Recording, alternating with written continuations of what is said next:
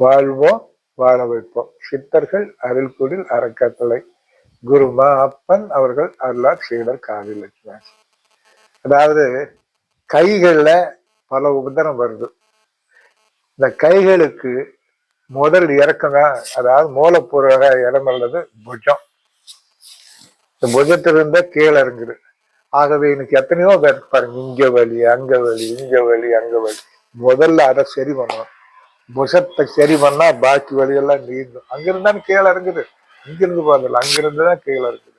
ஆகவே அந்த புஷத்துக்கு நீங்க என்ன செய்யணும்னா, தினமும் ஏற்கனவே சொல்லியிருக்கிறோம், குளியல் ஒரு அற்புதமான மருத்துவ முறை.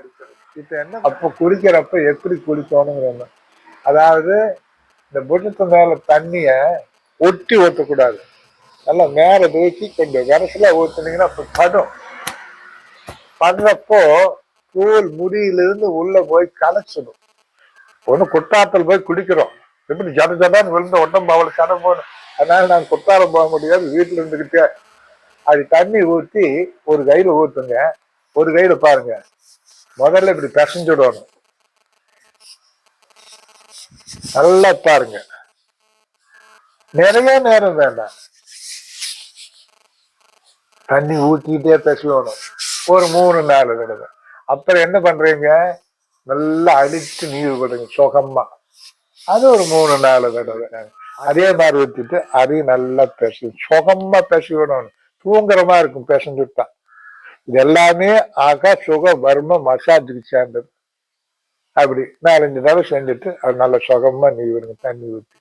தண்ணி ஊற்றி செஞ்சு போட்டு அப்புறம் நீங்க குளிக்கலாம்.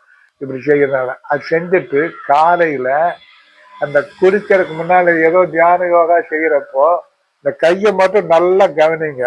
கொஞ்சம் மேல மெதுவா தூக்குங்க, ரொம்ப தூக்காது பிடிக்கும், மெதுவா கீழே இருக்குங்க, கொஞ்சம் முன்னால வாங்க, அது போவாங்க ஒரு 2-3 தடவை, அந்த கைக்கு 2-3 தடவை.